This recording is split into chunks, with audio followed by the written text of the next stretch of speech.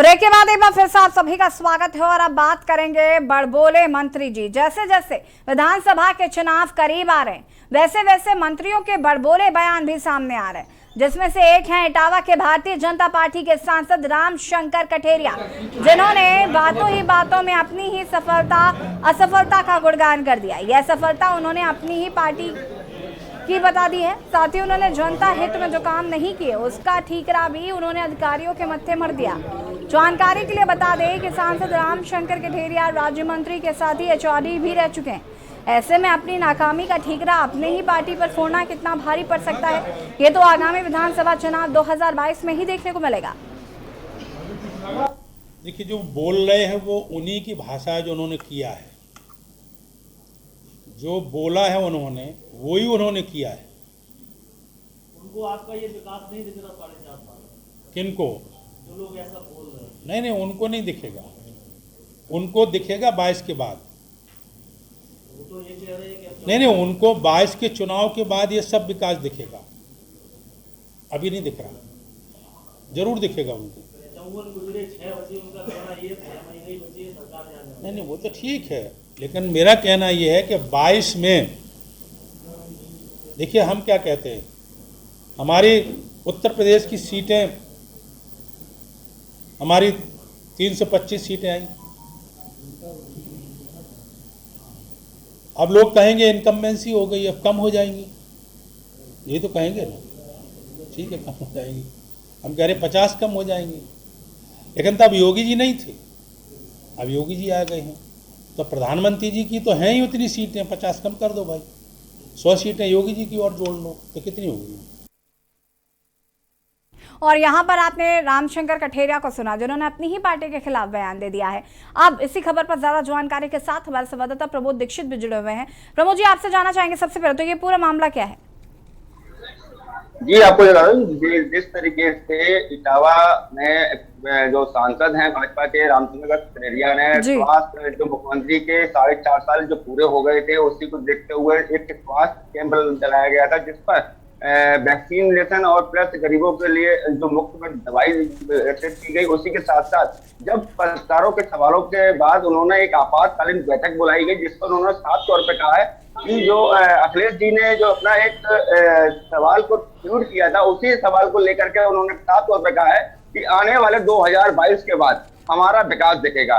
जबकि उनके 4.5 साल पूरे हो चुके हैं, उसके बावजूद भी अभी तक इटावा जनपद में कोई भी विकास जैसा कार्य सामने नहीं आया।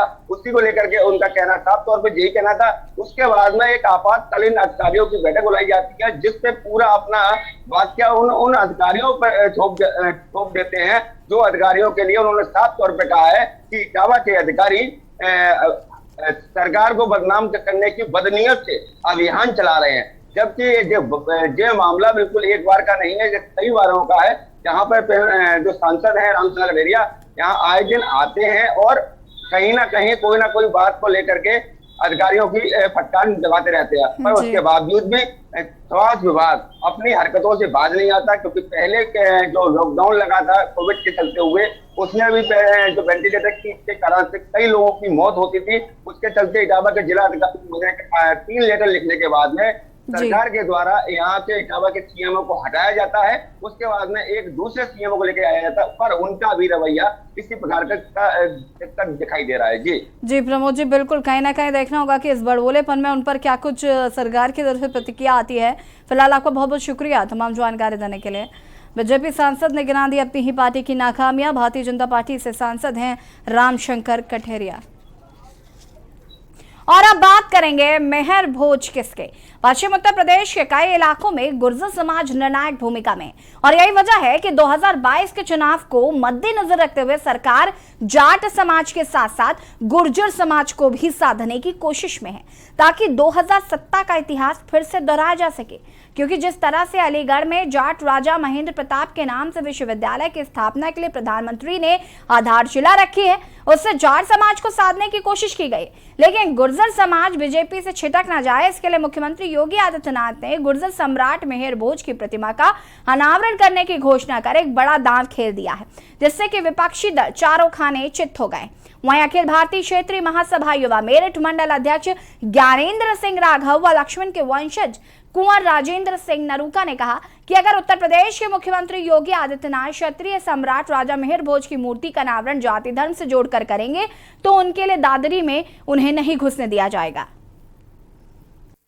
इस वक्त हम मौजूद हैं जनपद बुलंदशहर के जहांगीराबाद में, जहां क्षत्रिय समाज के लोगों ने जो आने वाली 22 तारीख को उत्तर प्रदेश के मुख्यमंत्री दादरी में एक मूर्ति का अनावरण करने जा रहे हैं, उसको लेकर क्षत्रिय समाज के लोगों ने कहीं ना कहीं विरोध करना शुरू कर दिया, क्योंकि उनका कहना है कि वह गुर्जर समाज से जोड़कर उस मूर्ति की स्थापना करना चाह रहे हैं। देखिए, हमारे साथ क्षत्रिय सम्राट जो मेहर भोज हैं उनके वंशज मौजूद हैं, उनसे बात करते हैं कि क्या लगते थे उनके और क्या उनकी प्रतिक्रिया है और क्या जो 22 तारीख को मूर्ति का अनावरण होने जा रहा है उसको लेकर क्या कहना चाहते हैं। जी नमस्कार। 22 तारीख को सम्राट मिहिर भोज प्रतिहार को एक जाति विशेष से जोड़कर जो मूर्ति का अनावरण माननीय योगी जी के द्वारा करवाने का कुत्सित प्रयास कोई सुरेंद्र नागर और तेजपाल नागर नाम के व्यक्ति हैं वो कर रहे हैं, और उसे हम सफल नहीं होने देंगे, क्योंकि सम्राटों की जाति या तो उसकी खुद की जाति लिखी जाए और या फिर सम्राटों की जाति का जरूरत ही नहीं है, सारी दुनिया जानती है कौन किस जाति का है। जैसे श्री राम के आगे क्षत्रिय लिखने की जरूरत नहीं है, सब जानते हैं सूर्यवंशी क्षत्रिय हैं। लेकिन ये कुत्सित प्रयास जानबूझ के जाति लिखकर और योगी जी जैसे व्यक्ति के द्वारा उद्घाटन करवाने का एक ऐसा षड्यंत्र है जो देश को तोड़ने के लिए किया जा रहा है, और ये हम सफल नहीं होने देंगे। पूरे देश का क्षत्रिय समाज और क्षत्रिय समाजों के हितैषी समाज इसकी भर्त्सना करते हैं और योगी जी को दादरी देखने भी नहीं देंगे 22 तारीख को, यदि इस तरह से नाम जाति से जोड़कर उनका उद्घाटन करवाने का प्रयास किया जाए। देखिए, हमारे साथ अखिल भारतीय समाज क्षत्रिय समाज के मंडल अध्यक्ष ज्ञानेंद्र राघव मौजूद हैं, उनसे बात करते हैं कि 22 तारीख को लेकर जिस तरह से मुख्यमंत्री एक मूर्ति का अनावरण करने जा रहे हैं, उन्होंने यहाँ जहांगीराबाद में विरोध प्रदर्शन किया है, तो उसको लेकर हम बात करते हैं। मैं ज्ञानेंद्र सिंह राघव, अखिल भारतीय क्षत्रिय महासभा युवा मंडल अध्यक्ष मेरठ, भाई महासचिव प्रदीप राघव, विधानसभा क्षेत्र अध्यक्ष भाई सुमित राघव, और हमारे राजस्थान से चलकर के पधारे क्षत्रिय महासभा के प्रोधा और सैकड़ों क्षत्रिय समाज के लोगों के साथ आज संस्कार फार्म हाउस जहांगीराबाद जनपद बुलंदशहर उत्तर प्रदेश में जो आज ये विरोध प्रदर्शन के साथ साथ प्रेस वार्ता रखी गई है। आगामी 22 तारीख को जो माननीय मुख्यमंत्री और भारतीय जनता पार्टी का जो 2022 के चुनाव को जीतने का हथकंडा है, चूँकि देश का इतिहास क्षत्रियों के इतिहास से जाना जाता है, सम्राटों ने यहाँ सुरक्षा रक्षा करने का काम किया, उसी में से एक सम्राट क्षत्रिय राजा मेहर भोज हुए। अगर उनकी मूर्ति का अनावरण किसी जाति के साथ जोड़कर किया गया तो क्षत्रिय समाज पूरे देश का बर्दाश्त नहीं करेगा और भाजपा को जहाँ से 2 सीट से शुरू हुई थी वहीं से 0 पर पहुँचाने का काम करेंगे और योगी जी को नोएडा गौतम बुद्ध नगर में मूर्ति का अनावरण करने के लिए घुसने नहीं देंगे। ऐसा संकल्पित पूरा अखिल भारतीय क्षत्रिय महासभा के साथ क्षत्रिय समाज है। देखिए, हमारे साथ अखिल भारतीय समाज के राष्ट्र मंडल अध्यक्ष ज्ञानेंद्र राघव और जो महेश सम्राट क्षत्रिय समाज के जो मूर्ति अनावरण करने जा रहे हैं महेश सम्राट भोज, उनके वंशज हमारे साथ मौजूद है। उनका साफ साफ शब्दों में कहना है, अगर उत्तर प्रदेश के मुख्यमंत्री ने 22 तारीख को मूर्ति को किसी जाति धर्म विशेष से जोड़कर अगर अनावरण किया गया तो उसके लिए मोदी जी को दादरी में घुसने नहीं दिया जाएगा। अब ये आने वाला वक्त बताएगा कि क्षत्रिय समाज के लोग योगी जी को दादरी में घुसने देते हैं या नहीं, ये आने वाला वक्त बताएगा। अनिल मीना, के न्यूज़ इंडिया, बुलंदशहर। और यहाँ पर जिस तरीके से मेहर भोज किसके ये सवाल उठ रहा है और कहीं ना कहीं जो क्षत्रिय समाज के लोग उनका साफ कहना है कि अगर मूर्ति का अनावरण ये सोचकर किया जाएगा कि हम इसे किसी जाति धर्म से जोड़ेंगे तो मुख्यमंत्री योगी आदित्यनाथ को दादरी घुसने नहीं दिया जाएगा। तो इस तरीके की बातें जो है वो की जा रही हैं। हमारे संवाददाता भी इसी खबर पर लगातार बने हुए हैं। अनिल मीणा, आपसे जानना चाहूंगी मैं कि जिस तरीके से मेहर भोज को लेकर सम्राट मेहर भोज की जो प्रतिमा है उसका अनावरण होना है 22 तारीख को, ऐसे में क्षत्रिय समाज की तरफ से जो टीका टिप्पणी की जा रही है वो कह रहे हैं कि अगर इस तरीके से अगर यहाँ पर जाति धर्म से जोड़कर इस मूर्ति का अनावरण किया जाता है तो मुख्यमंत्री को घुसने नहीं देंगे। क्या कुछ ये पूरा मसला है और क्या दिक्कत है क्षत्रिय समाज के लोगों को? जी बिल्कुल, ऐसी अगर हम जनपद बुलंदशहर की हम बात करते हैं तो जनपद बुलंदशहर में देखिए कहीं ना कहीं सभी पार्टियां जो 2022 का जो चुनाव है उसको जीतने के लिए नए नए हथकंडे अपना रही हैं। लेकिन अगर बीजेपी की बात करें तो बीजेपी ने जिस तरह से एक अलीगढ़ में राजा महेंद्र प्रताप की यूनिवर्सिटी का जो नाम किया था तो वो जाट समाज को अपनाने के लिए किया था। और यहाँ अगर दादरी की बात करें तो दादरी में जिस तरह से एक मूर्ति का अनावरण करने जा रहे हैं जो राजा मेहर भोज है तो वहाँ जो क्षत्रिय समाज के लोग हैं उनका कहना यह है कि ये हमारे पूर्वज थे और पूर्वजों की जो मूर्ति उनको गुर्जर समाज के लोग अपने गुर्जर समाज से जोड़ना चाह रहे हैं और उसका अनावरण करने उत्तर प्रदेश के मुख्यमंत्री आ रहे हैं, तो हम हरगे जी भी उस मूर्ति का अनावरण नहीं होने देंगे। अगर मूर्ति का अनावरण किया जाता है तो उत्तर प्रदेश के मुख्यमंत्री को दादरी में नहीं घुसने जाएगा। अगर हम बात करें वहीं राम के एक वंशज हैं कुंवर देवेंद्र सिंह नरूका, वो भी जयपुर से कल चलकर जिस तरह से यहाँ बुलंदशहर में आए थे, उन्होंने भी साफ साफ शब्दों में कह दिया कि उत्तर प्रदेश के मुख्यमंत्री जिस तरह से मूर्ति का अनावरण करने जा रहे हैं और एक जाति विशेष के जोड़कर जिस तरह से मूर्ति का अनावरण कर रहे हैं, तो यह एक अपने आप में बड़ा सवाल खड़ा करता है कि जो राजा मेहर भोज हैं वो क्षत्रिय थे और उनको गुर्जर समाज से जोड़कर मूर्ति का अनावरण किया जा रहा है। उनका कहना यह है कि एक जो क्षत्रिय लोग जो महापुरुष होते हैं उनकी मूर्ति का अनावरण एक जाति विशेष से नहीं किया जा सकता। अगर जाति विशेष से अगर बिल्कुल अनिल, अब ये देखना होगा कि 22 तारीख को किस तरीके से इनका विरोध प्रदर्शन होता है या फिर किस तरीके से मामले को शांत कराया जाता है। फिलहाल आपका बहुत बहुत शुक्रिया तमाम जानकारी देने के लिए। और यहाँ पर हम बात कर रहे हैं सम्राट मिहिर भोज किसके, और क्षत्रिय समाज ने साफ कहा है कि अगर जाति धर्म से जोड़कर ये किया जाता है तो कहीं ना कहीं बर्दाश्त नहीं किया जाएगा। और अब बात करेंगे परिवर्तन यात्रा से क्या होगा परिवर्तन। उत्तराखंड में भी आगामी विधानसभा चुनाव को लेकर सियासत ने जोर पकड़ लिया, जहां पक्ष और विपक्ष दोनों अपनी अपनी खींचतान में हैं। वहीं अब यात्राओं का दौर भी शुरू हो चुका, जहां कांग्रेस की परिवर्तन यात्रा निकालनी भी शुरू हो गई है। बता दें कि कांग्रेस महंगाई, भ्रष्टाचार, बेरोजगारी को लेकर यात्रा निकाल रही है। कानपुर, लक्सर, सुल्तानपुर और हरिद्वार से यात्रा को निकाला जा चुका है। परिवर्तन यात्रा में प्रदेश प्रभारी देवेंद्र यादव, दिनेश कोदियार, नेता प्रतिपक्ष प्रीतम सिंह ने भी मौजूदगी दर्ज की। संचालन समिति के अध्यक्ष हरीश रावत के नेतृत्व में ये यात्रा निकाली जा रही है।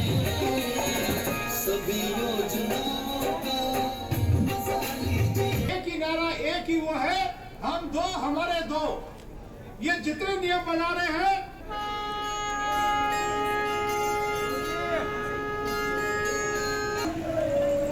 और इसी खबर पर हमारे साथ ब्यूरो चीफ राजेश वर्मा जी देहरादून से जुड़ चुके हैं। राजेश जी, एक तरफ जहां बीजेपी सारे हथकंडे अपना रही है, जन आशीर्वाद यात्रा निकाली गई थी, दूसरी तरफ अब कांग्रेस की परिवर्तन यात्रा जो है वो अभी तक कई जगहों से निकाली जा चुकी है। तो सबसे बड़ा सवाल यही है कि क्या परिवर्तन यात्रा से परिवर्तन होगा? बिल्कुल यशी, क्योंकि तमाम राजनीतिक पार्टियां जो है, चाहे हम यूपी से लेकर उत्तराखंड की राजनीति की बात करें, तो इस समय जो है शंखनाद जो है वो 2022 का बच चुका है। और कहीं ना कहीं जिस तरीके से एक परिवर्तन यात्रा की बात हो रही है, जैसे आज हम देख रहे हैं कि कांग्रेस जो है मंगलोर, कानपुर और झबरेड़ा, रुड़की जैसे जगह पर जो है लगातार जो है परिवर्तन यात्रा का काज उन्होंने कर दिया। और साथ ही जो है आशीर्वाद, जन आशीर्वाद यात्रा भी जो है वो भाजपा जो है वो इस समय जो है हरिद्वार में निकाल रही है। तो कहीं ना कहीं ये देखा जा सकता है कि यही जो इस समय राजनीतिक माहौल है वो गर्मा चुका है। और सबसे बड़ी बात यह है कि कहीं ना कहीं इन यात्राओं के हिसाब से जो है जो सड़कों पे जिस तरीके का जनसैलाब जो इन कार्यकर्ताओं का दिख रहा है, चाहे वो भाजपा की बात करें, आम आदमी पार्टी की भी कल तिरंगा यात्रा जो है कुमाऊं में हुई, हल्द्वानी में जो है अरविंद केजरीवाल वहां पर शामिल हुए। तो कहीं ना कहीं एक जो ये यात्राओं का दौर है वो कहीं ना कहीं ऐसा लगता है कि एक शक्ति प्रदर्शन जो है आगामी 2022 के तौर पे जो है वो तमाम पार्टियां जो है वो अपना रोड पर दिखा रही हैं। और एक दूसरे के ऊपर जो कटाक्ष जो है वो राजनीतिक तौर पे जो लग रहे हैं, तो वो भी एक बड़े दिलचस्प है और उनको भी देखना बहुत जरूरी है। कि कल की भी अगर हम घोषणाओं की बात करें तो अरविंद केजरीवाल जब उत्तराखंड में आए तो उनका दूसरा दौरा जो है 2 महीनों में तीसरा दौरा था। और तीसरे दौरे में, पहले दौरे में उन्होंने जो है बिजली और पानी को लेकर के बात करी, तो वहीं अब इस बार जो है वो बेरोजगार युवाओं के लिए उन्होंने काफी ऐलान जो है उन्होंने कर दिया कि अगर उनकी सरकार आएगी तो उनको जो है प्राथमिकता में रखा जाएगा। और वैसे ही अगर हम तमाम पार्टियों की बात करें, भाजपा की बात करें, कांग्रेस की बात करें, सबके अपने अपने एजेंडे हैं जिनको लेकर के चलना है। तो वो कहीं ना कहीं एक यात्रा के माध्यम से जो है आम कार्यकर्ता को एक साथ जोड़ना और साथ ही साथ ज्यादा से ज्यादा लोगों को अपने साथ नई। बिल्कुल राजेश जी, कहीं ना कहीं ये जनता को तय करना है कि 2022 में वो किसके हाथ पे उत्तराखंड की कमान देना चाहती है। फिलहाल इस परिवर्तन यात्रा से कितना परिवर्तन होगा ये तो देखने वाली बात होगी। फिलहाल आपका बहुत बहुत शुक्रिया तमाम जानकारी देने के लिए। तो एक तरफ जहां आम आदमी पार्टी तिरंगा यात्रा निकाल रही है, भाजपा जन आशीर्वाद यात्रा निकाल चुकी है, और उसके बाद अगर हम बात करें तो अन्य भी यात्राएं निकाली जा रही, तो उत्तराखंड में यात्राओं का दौर शुरू हो गया। अब हम बात करेंगे चन्नी के हाथ पंजाब की चाबी।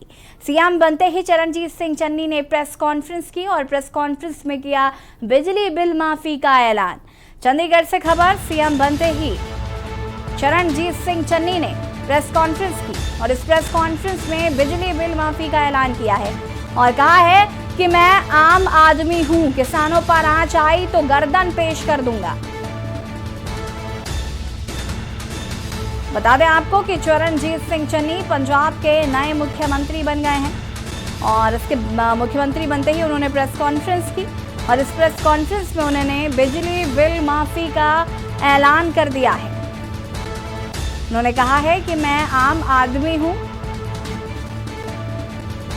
और किसानों पर अगर आंच आए तो गर्दन आगे कर दूंगा।